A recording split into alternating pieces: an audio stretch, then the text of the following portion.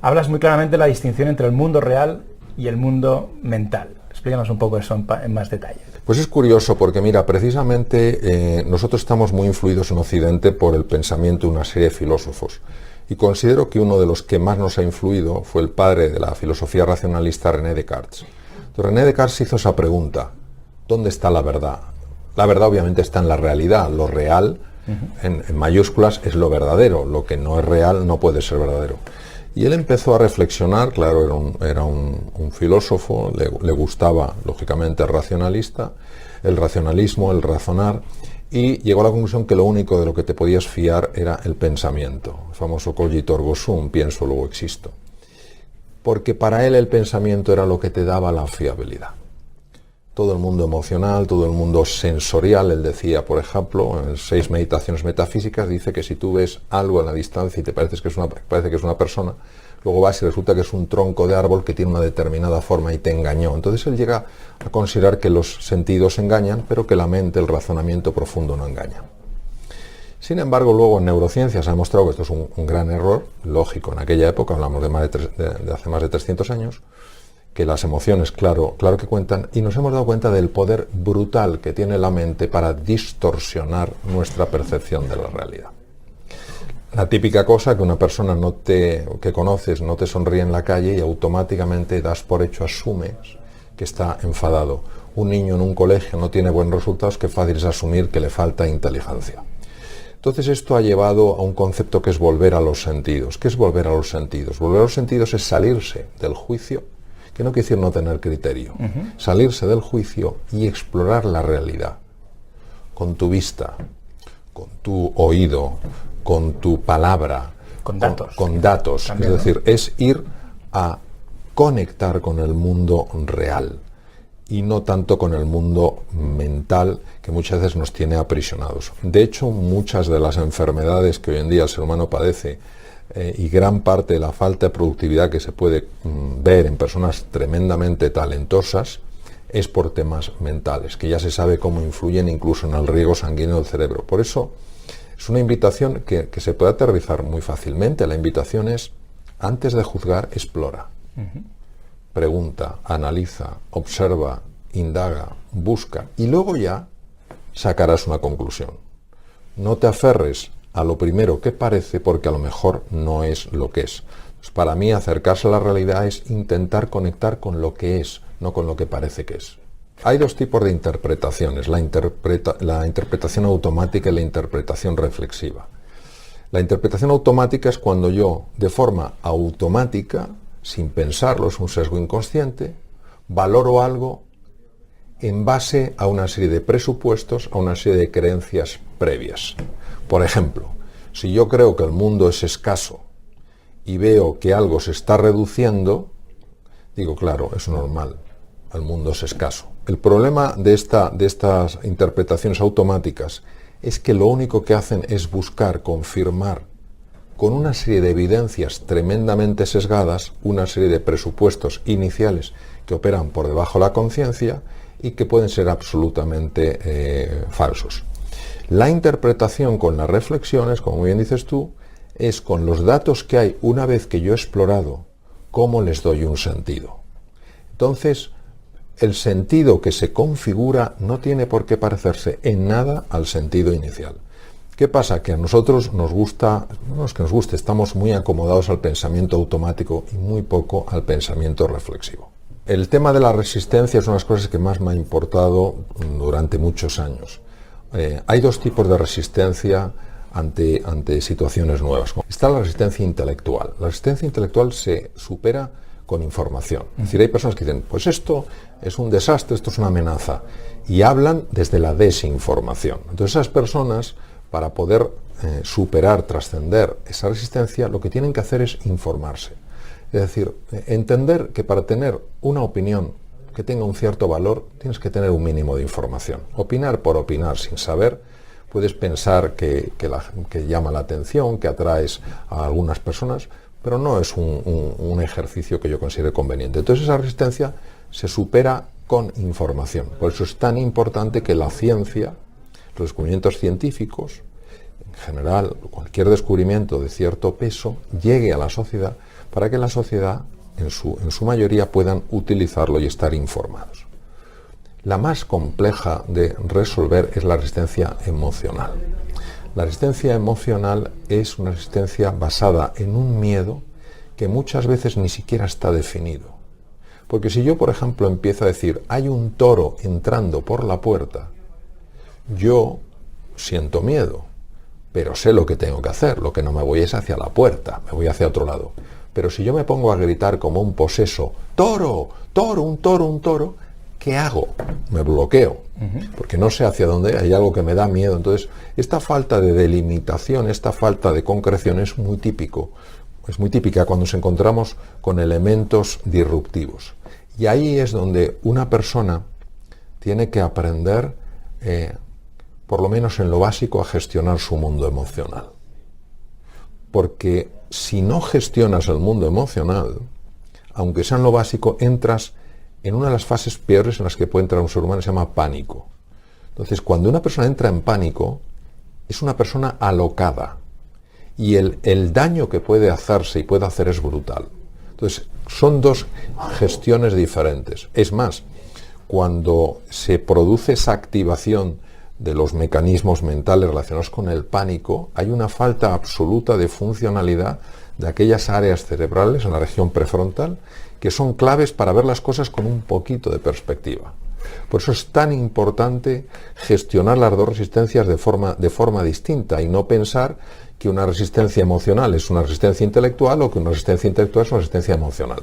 Aunque tú racionalmente crees que estás actuando de una forma absolutamente objetiva, esto jamás es verdad.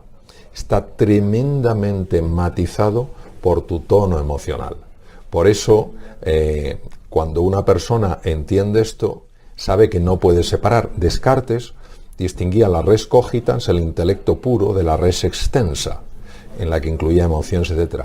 Y, por ejemplo, Antonio Damasio, para mí en neurociencia afectiva en humano, no en animal de experimentación humano, el número uno del mundo, Antonio Damasio claramente mostró que no existe esa separación con bisturí entre lo racional y lo emocional, sino que lo emocional está tremendamente imbricado en lo racional. Es como el color, en el color verde, lo azul sería lo racional, lo amarillo sería lo emocional. Tú en el verde no puedes distinguir el azul y el amarillo. Entonces la persona dice, no, yo solo he sido racional, como si solo hubiera color azul. No, hay color amarillo también, aunque tú creas que no, porque no estás viendo el verde, la enorme emocionalidad que hay en tus decisiones aparentemente tan racionales. Automáticamente tú estás viendo un color que no es el real.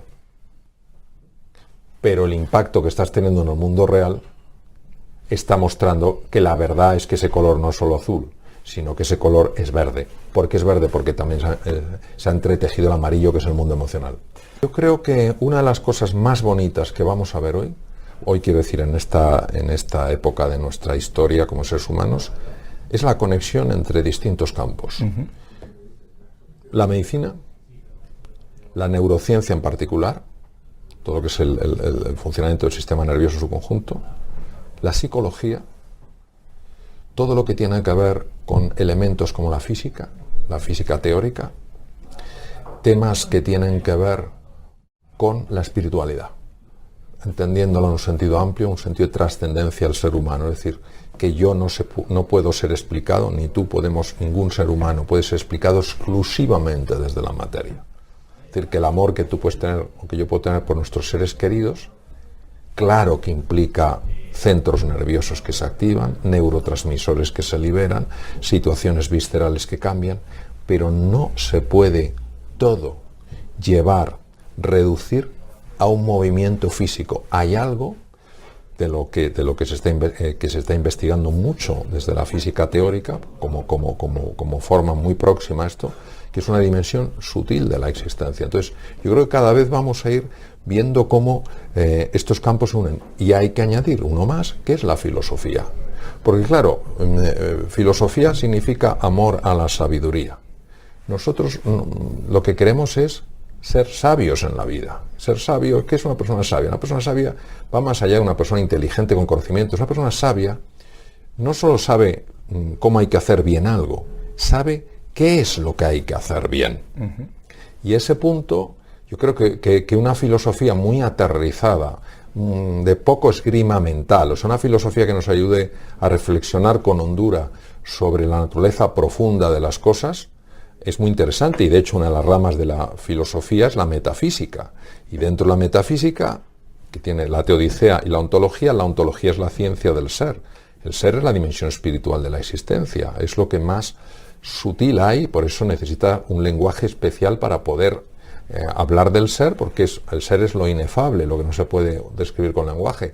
Por eso necesitas un lenguaje especial, que son a mí una de las cosas que más me interesa en la metafísica, el lenguaje para describir lo que no se puede describir, que es como una especie de paradoja, ¿no? Oxímoron, casi, ¿no? Exacto, Sí. entonces, por eso, al final, yo creo que todos vamos a tener que tener una aproximación a todas estas ciencias conectadas. Claro, es apasionante porque la filosofía es apasionante, la psicología es apasionante, la medicina es la locura, la neurociencia, ni te cuento, y el mundo espiritual, cuando tú lo ves sin dogmatismo, sin dureza, sino como una expresión de libertad y de conexión con uno mismo, pues es un campo verdaderamente mágico. Santo Tomás de Aquino, un gran filósofo, aparte de su dimensión religiosa, Tomás de Aquino dijo que la filosofía no se debería enseñar antes de los 40 años. Antes de los 40 Sí. no se debería enseñar. Y yo la verdad es que lo comparto, porque yo recuerdo las clases de filosofía del colegio y era de lo más insoportable que puedo recordar. Era aburrido, totalmente desapegado de la realidad, claro. abstracto, era como una esgrima mental y dices, ¿para qué me tengo que dedicar a esto cuando tengo que hacer cosas más importantes? Entonces tenemos esa etiqueta, tenemos esa forma de percibir la filosofía, y en cuanto alguien dice, pues soy filósofo, me va a hablar de lo etéreo, de lo absurdo.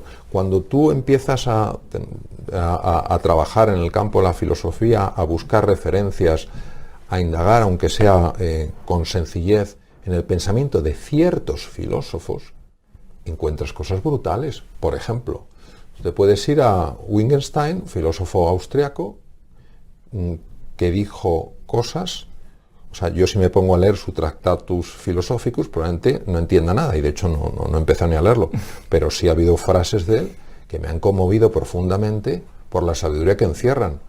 Los límites de mi lenguaje son los límites de mi mundo. Y estoy, desde la lingüística aplicada hasta la propia programación neurolingüística, se ha visto que es así. La propia hipnosis ericksoniana está basada en el lenguaje, es decir, tú amplías tu lenguaje, tú amplías las metáforas que utilizas, tú amplías tu forma de expresarte y realmente tú amplías tu percepción del mundo, ya que nosotros tenemos dos mentes conectadas entre sí, la izquierda y la derecha, y la mente izquierda es una mente lingüística, es decir, es una mente que solo funciona con el lenguaje, pero es una mente que nos está dando una lectura de la realidad. Por ejemplo, si alguien dice, si yo digo, Juan ha mentido,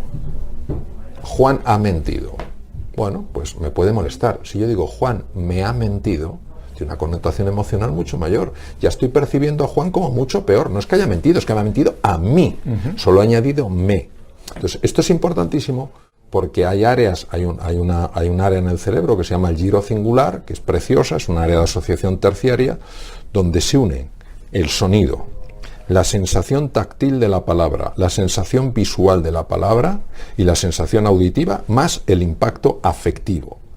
Con lo cual, el lenguaje, cuando yo uso unas palabras, no solamente estoy utilizando algo frío, es que en mi interior está siendo convocado una sensación física, una sensación visual, una sensación obviamente auditiva y una sensación emocional. Si yo te digo, pásame una silla, no solamente es el concepto silla, tú ya estás de alguna manera sintiendo lo que es tocar una silla, sentarse en una silla, ves una silla, etc. Entonces, claro, cuando personas como Wittgenstein hace ese comentario, lo que nos está diciendo es, tú quieres ampliar tu percepción, tú quieres ampliar tu mundo, amplía tu lenguaje.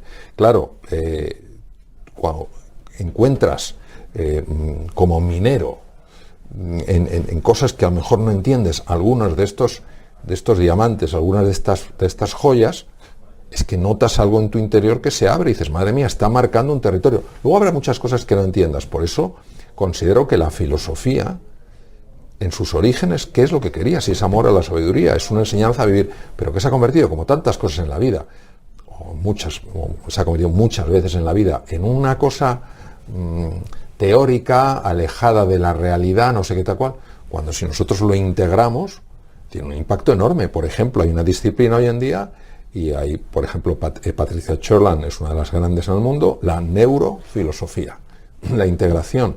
Son filósofos con una gran formación en neurociencias. Existe también la neuropsicología, donde los psicólogos tienen una formación especial en la interacción con el cerebro, la neuropsiquiatría. Entonces, todas estas cosas, lo mencionaste al comienzo, el neuromarketing, es decir, entender dentro del marketing cuál es la relación con el cerebro humano. Entonces, al final, desde el punto de vista de qué se trata, de ir conectando lo que superficialmente no está conectado, pero en cuanto profundizas un poco está tremendamente conectado. Claro. O sea, si yo, por ejemplo, tengo por un lado neurociencias y por otro filosofía, yo no tengo lenguaje para integrar estas dos cosas. Para mí son dos compartimentos estancos. En el momento en que yo acuño la palabra neurofilosofía, ya empiezo a crear, a percibir una nueva realidad. Y alguien diría, bueno, te estás inventando una realidad. No, porque la realidad es infinita. La realidad es infinita. O sea, la realidad es infinita en posibilidades. Es decir, ya podíamos tener el lenguaje más sofisticado del mundo mundial y aún así no podríamos encorsetar en ese lenguaje esa realidad. Lo que sí que podemos es ampliar nuestro acceso a esa realidad.